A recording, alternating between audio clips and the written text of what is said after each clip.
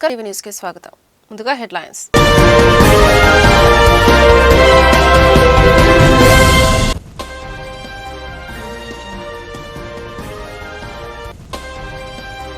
ఆంధ్రప్రదేశ్ రాష్ట్రంలో డేటా సెంటర్ల ఏర్పాటుకు అనుకూలమైన పరిస్థితులు ఉన్నాయని సీఎం చంద్రబాబు స్పష్టీకరణ. సింగపూర్లో 3వ రోజు పర్యటిస్తున్న సీఎం ప్రత్యేకించి విశాఖలో దీనికి అవసరమైన ఎకోసిస్టమ్ ఏర్పాటు చేసినట్లు వెల్లడి.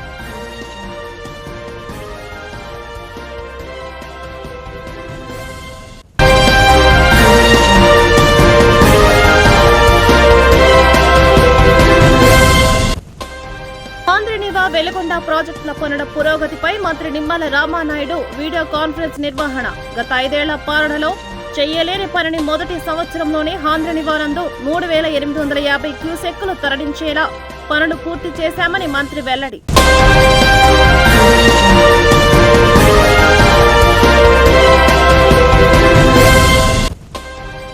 ఇంద్రకీలాద్రిపై గత ఏడాది దసరా శరన్నవరాత్రుల ఉత్సవాలు విజయవంతాన్ని స్ఫూర్తిగా తీసుకుని మరింత మిన్నగా దసరా ఉత్సవాలు అంగరంగ వైభవంగా నిర్వహించారని జిల్లా కలెక్టర్ లక్ష్మీష సిపి రాజశేఖర్ బాబు వెల్లడి.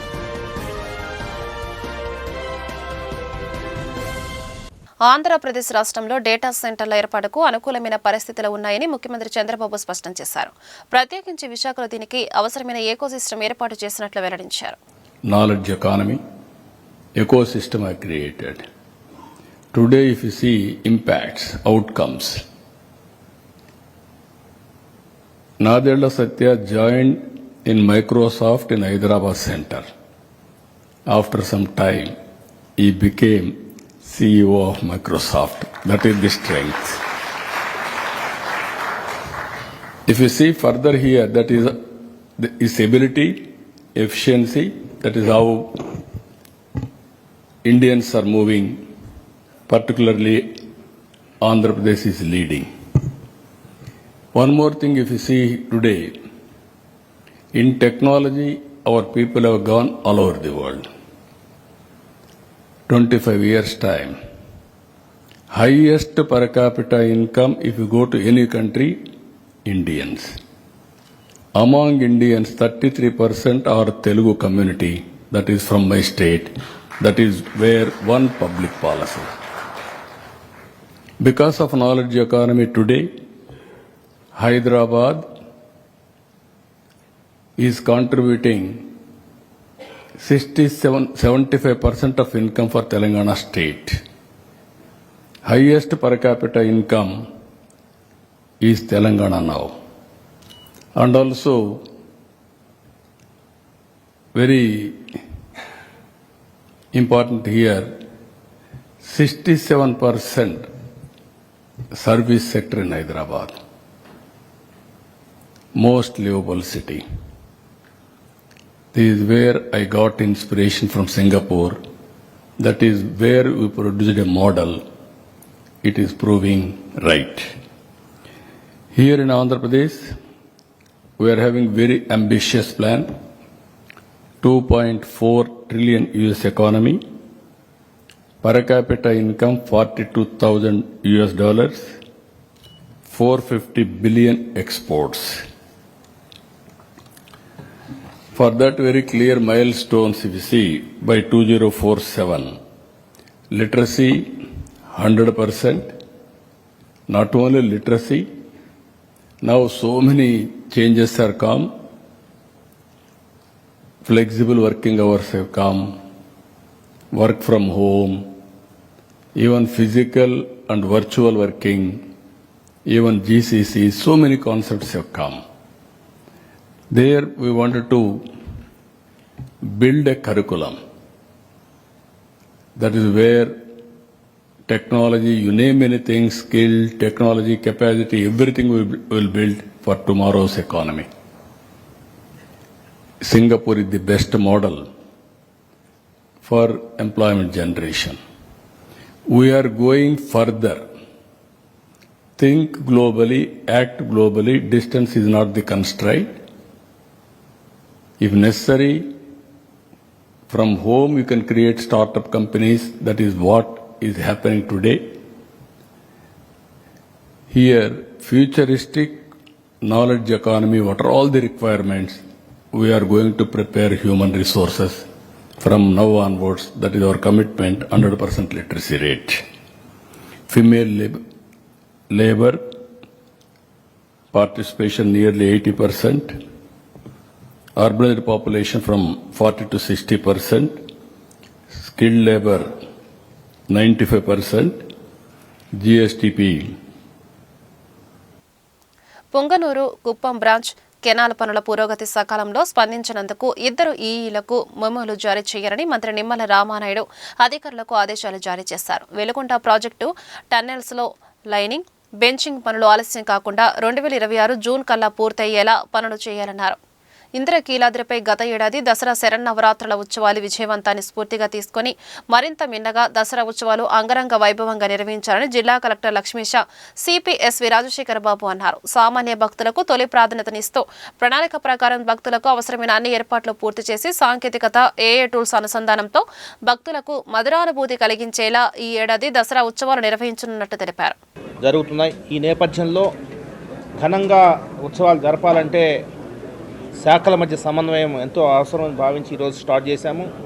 ఇది నిరంతర ప్రక్రియ. ఈరోజు నుంచి నెక్స్ట్ 50 రోజుల పాటు అన్ని శాఖలు ఫీల్డ్ మీద ఇది హై లెవెల్ మీటింగ్. దీని తర్వాత డిపార్ట్మెంట్స్, కింద స్థాయి అధికారులు, ఫీల్డ్ ఎగ్జిక్యూటివ్స్ అందరూ కూడా చిన్న చిన్న మీటింగ్స్ పెట్టుకొని ఎటువంటి సమస్యలు లేకుండా ముందుకు తీసుకెళ్లాలనేదే మా యొక్క ఉద్దేశం. సో ఈసారి విఐపి మూవ్మెంట్ ఎలా ఉండాలి, అదేవిధంగా పూజల గురించి కూడా కొంత చర్చ జరిగింది. సో ఈసారి అందరి ఆశీస్సులతో విజయవాడ నగర ప్రజానీకానికి ఒక మంచి అనుభూతి ఇచ్చేలాగా ఈ యొక్క ఉత్సవాలు నిర్వర్తిస్తామని చెప్పేసి హామీ ఇస్తున్నాను. Thank you. ఎన్టీఆర్ జిల్లా స్థాయి కనకదుర్గమ్మ దసరా గురించి కోఆర్డినేషన్ మీటింగ్ చేయడం జరిగింది. గౌరవ సిపి గారు, అలాగే గౌరవ ఎగ్జిక్యూటివ్ ఆఫీసర్ కనకదుర్గమ్మ టెంపుల్, అట్లాగే అన్ని డిపార్ట్మెంట్స్ నుంచి అధికారులని పిలిపించి వాళ్ళ ద్వారా ఈ డిస్కషన్ చేయడం జరిగింది. లాస్ట్ ఇయర్ అయితే ఈ కార్యక్రమాన్ని దసరాని ఇంత సక్సెస్ఫుల్గా చేయడం జరిగిందో, సో ఈసారి అంతకన్నా మంచిగా, అట్లాగే సాంకేతికతతో ఈ టెక్నాలజీ వాడుకుంటూ, టెక్నాలజీ వాడుకుంటూ వచ్చే భక్తాదులకి ఎక్కడ కూడా అసౌకర్యం కలగకుండా వచ్చేవాళ్ళు ఒక మంచి భక్తిభావంతో, ఒక మంచి అనుభూతితో ఇంటికి తిరిగి వెళ్ళేలాగా చేసే ఏర్పాట్ల గురించి ఈరోజు డిస్కస్ చేసుకోవడం జరిగింది. సో దీంట్లో ముఖ్యంగా సర్వేలెన్స్, అలాగే supervision, coordination, basic facilities arrangements, అట్లాగే వచ్చేవా భక్తులకి అక్కడ దర్శనము, అలాగే ప్రసాదం. సో దీని గురించి ముఖ్యంగా కావాల్సిన జాగ్రత్తలు, అలాగే అక్కడ కావాల్సిన టెక్నాలజీ ఇంటర్వెన్షన్ దీని గురించి చర్చించాము. ఇప్పుడు మనము చూసుకుంటే ఇప్పుడు నంబర్ ఆఫ్ భక్తులు ప్రతి సంవత్సరం పెరుగుతూ ఉన్నారు. అది టెక్నాలజీ వల్ల కావచ్చు, లేదా అవేర్నెస్ వల్ల కావచ్చు, లేదా విజయవాడకి, ఎన్టీఆర్ జిల్లాకి, అలాగే అమరావతికి వస్తున్న ప్రాముఖ్యత వల్ల కావచ్చు, భక్తుల రద్దీ బాగా పెరుగుతూ ఉంది. మనం అనుకోలేనంత రోజు లక్షలాది మంది వచ్చేస్తున్నారు.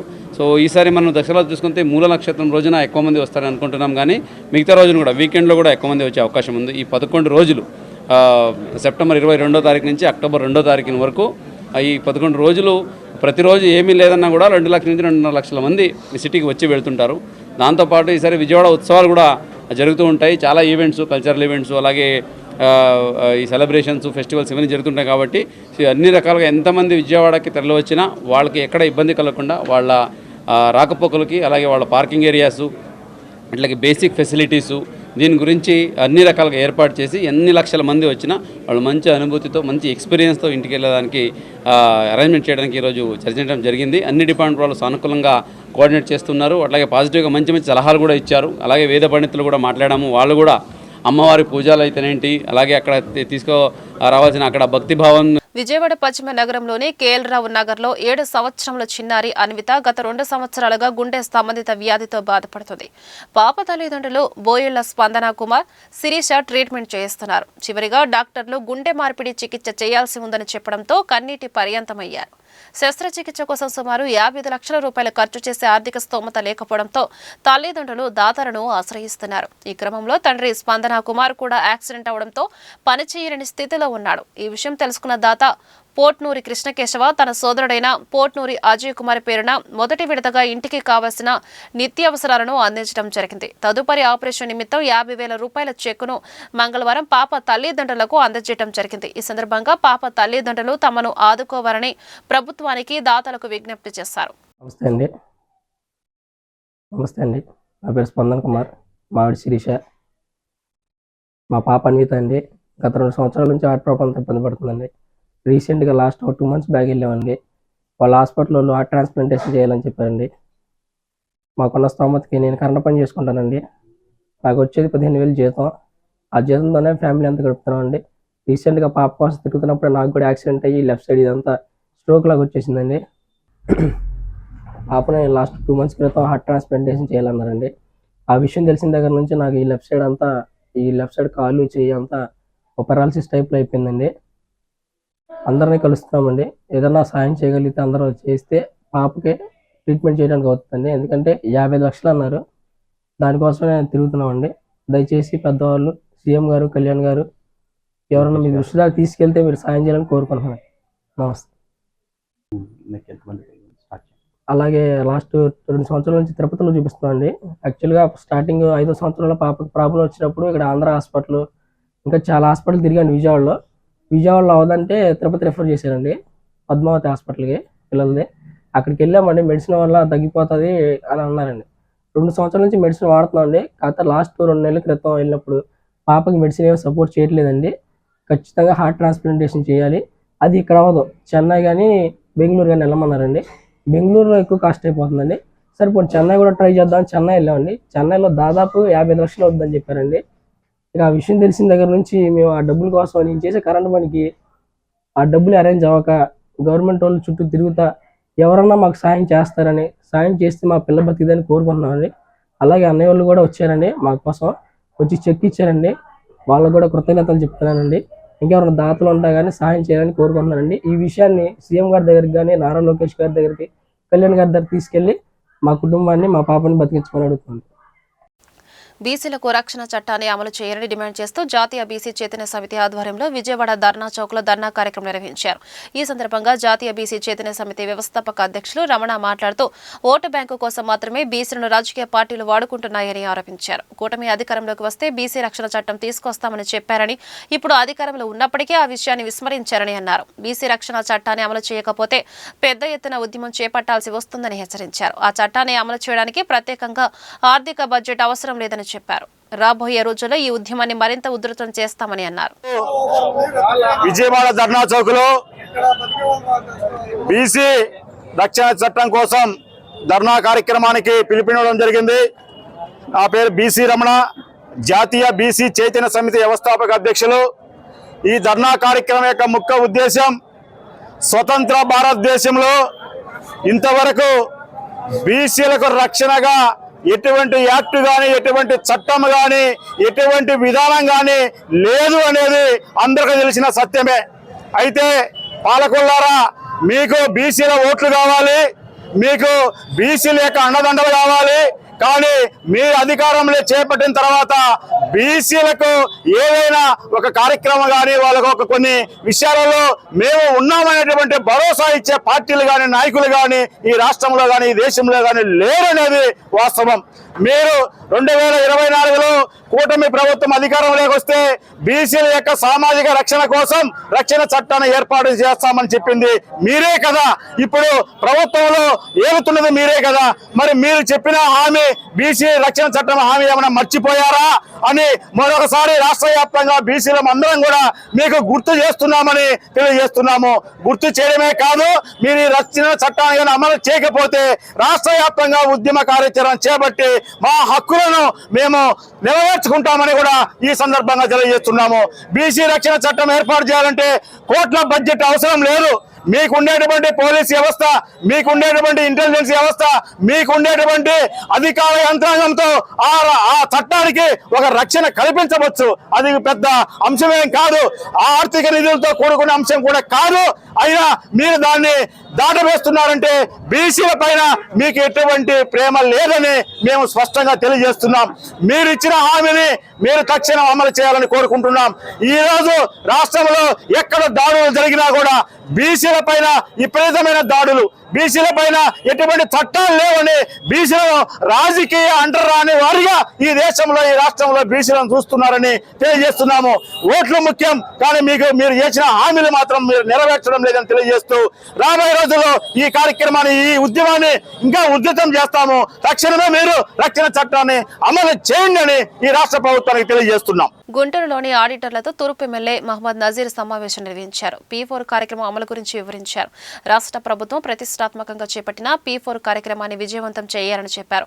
బంగారు కుటుంబాలను ఆర్థికంగా బలోపేతం చేసేందుకు సహకరించాలన్నారు. ఇందుకోసం మార్గదర్శకులు మరింత చొరవ చూపాలని తెలిపారు. పేదరిక నిర్మూలనే P4 కార్యక్రమం లక్ష్యమని స్పష్టం చేశారు. ఐసీఐ గుంటూరు బ్రాంచ్ చైర్మన్ చింతా రఘునందన్, సెక్రటరీ వనిమిరెడ్డి, వెంకట నరేష్ హామీ ఇచ్చారు.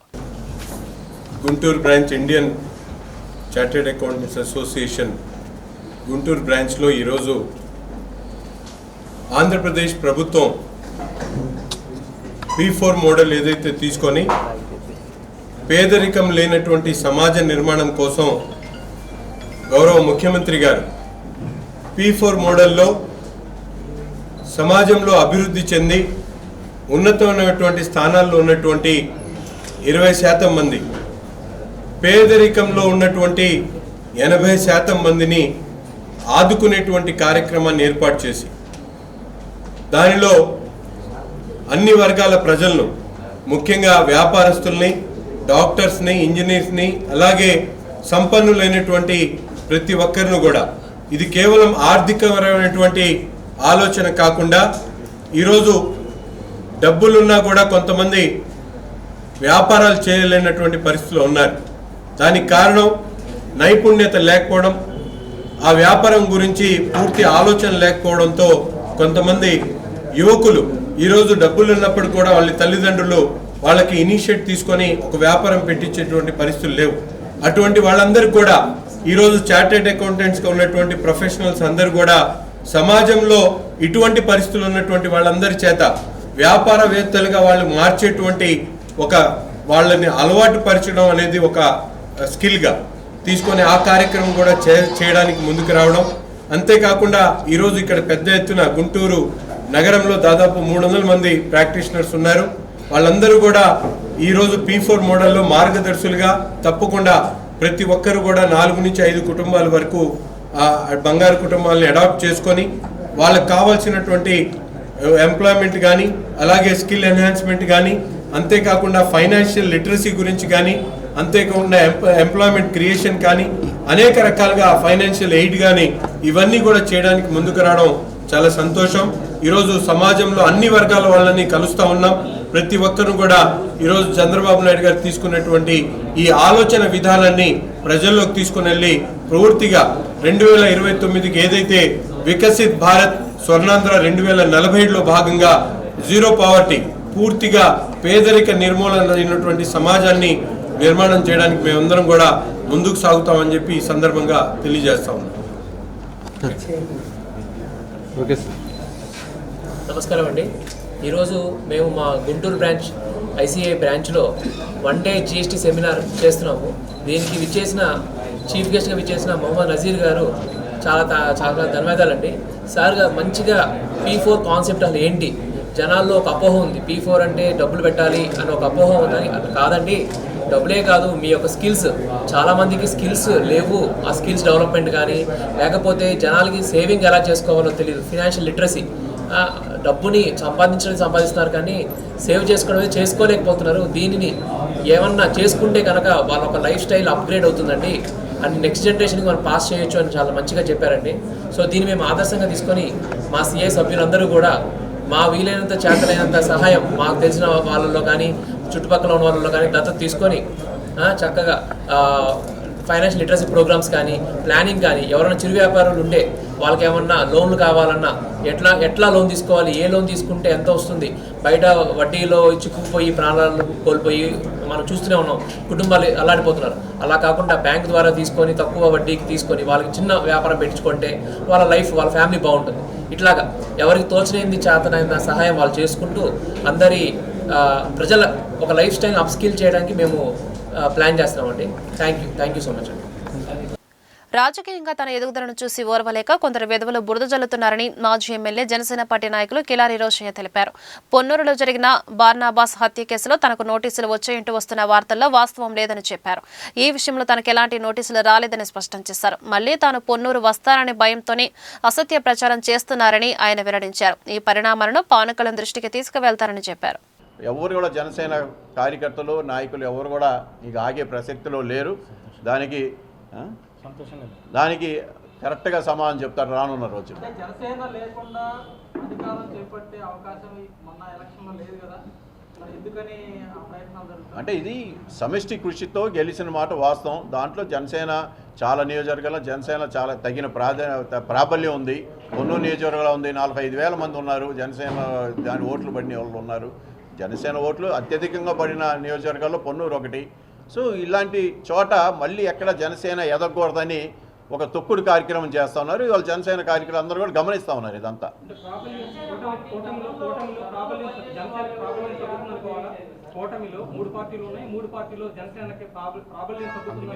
లేదు, జనసేన కూటమిలో జనసేన ప్రాబల్యం తగ్గడం గురించి నేను అనట్లేదు. అంటే జనసేనకి తగిన ఇంపార్టెన్స్ పైన కూటమిలో ఉంది. కింద స్థానికంగా అక్కడక్కడ జనసేన ఎదగకూడదని చాలామంది నాయకులు కుట్ర పన్నుతూ ఉన్నారు. సో దానికి తిప్పికొట్టడానికి ఇవాళ అన్ని చోట్ల కూడా ఇవాళ పొన్నూరు నియోజకవర్గం ఉంది. పెద్ద ఎత్తున ఒక వారం నుంచి అక్కడ కార్యకర్తలు తిరుగుబాటు చేస్తూ ఉన్నారు. సో వాళ్ళు సొసైటీలో ఎక్కడా కూడా తగిన ప్రాధాన్యత ఇవ్వలేదంటే ఇవాళ ఏదో మళ్ళీ దిగొచ్చి ఏదో ఇస్తానని చెప్తున్నారు. ఎంతవరకు చూడాలి.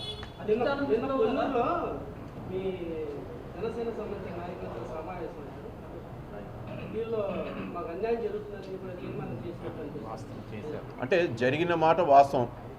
ఎక్కడ కూడా మాకు ఎటువంటి సంబంధం లేదు, మా ప్రమేయం ఎక్కడ కూడా లేదు. అక్కడ వాళ్ళకి అన్యాయం జరిగింది కాబట్టి వాళ్ళందరూ కలిసి ప్రెస్ మీట్ పెట్టి జనసేన కార్యకర్తలకి అన్యాయం జరిగింది, మాకు న్యాయం చేయండి అని చెప్పి వాళ్ళు కోరటం జరిగింది.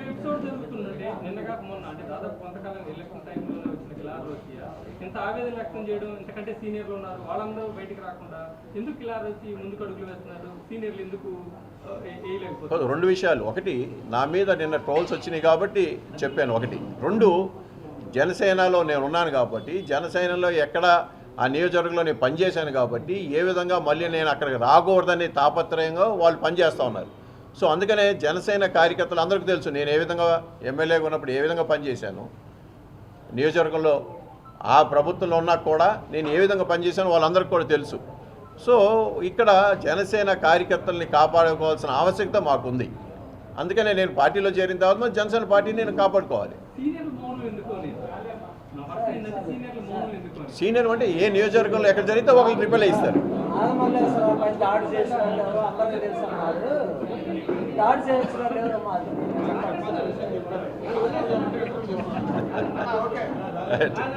రైట్, థ్యాంక్ యూ అన్న. Right, thank you. సరే, అదే నేను ఎట్లా చెప్తాను ఎవరిని నేను ఎట్లా చెబుతాను అందరినీ.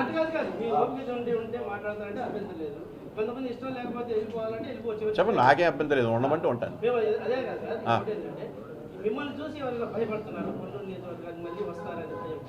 భయపడే వాళ్ళు ఉన్నారు. అందుకనే ఇదంతా జరుగుతుంది. ఏంటంటే ఇదంతా ట్రోల్స్ చేయటం, తప్పుడు ప్రచారం చేయటం, న్యూస్ పేపర్లో రకరకాలుగా క్రియేట్ చేయటం మీరు అందరూ కూడా చూసి ఉంటారు. ఎలక్షన్స్లో పెద్ద ఎత్తున నా మీద ఒక దుష్ప్రచారం చేశారు కదా. సో ఆ దుష్ప్రచారాన్ని అప్పుడప్పుడు ఊటే ఎక్కడ ప్రజలు మర్చిపోతారని వదలటం, ఇదంతా వాళ్ళ భయానికి కారణం. నేనేమంటానంటే, ఎస్ నీ దగ్గర ఆధారం ఉన్నాయో బయట పెట్టు. ఆధారం లేకపోతే నీ మీద నేను యాక్షన్ తీసుకోపోతా ఉన్నా. ఆల్రెడీ స్టార్ట్ చేశా. ఎక్కడ వదిలిపెట్టే ప్రసక్తి లేదు. ఎందుకంటే తప్పు చేసినోడు భయపడాలి, తప్పు చేయనోడు ఎందుకు భయపడాలి?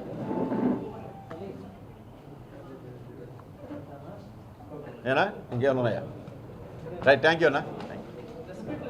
వార్తలు ముగించే ముందు హెడ్లైన్స్ మరొకసారి.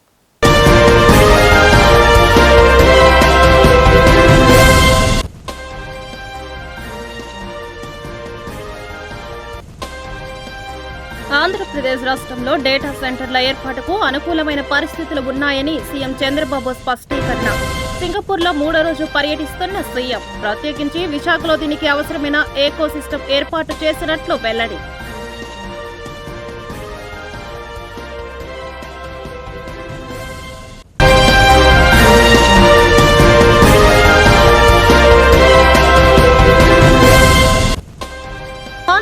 వెలుగొండ ప్రాజెక్టుల పనుల పురోగతిపై మంత్రి నిమ్మల రామానాయుడు వీడియో కాన్ఫరెన్స్ నిర్వహణ. గత 5 ఏళ్ల పాలనలో చెయ్యలేని పనిని మొదటి సంవత్సరంలోనే ఆంధ్రనివారందు 3850 క్యూసెక్కులు తరలించేలా పనులు పూర్తి చేశామని మంత్రి వెల్లడి.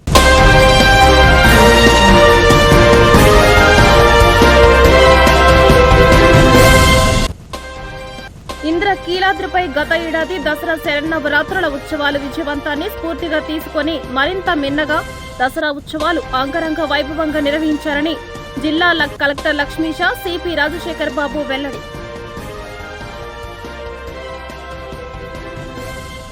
ఈ వార్తలు ఇంతటితో సమాప్తం. నమస్కారం.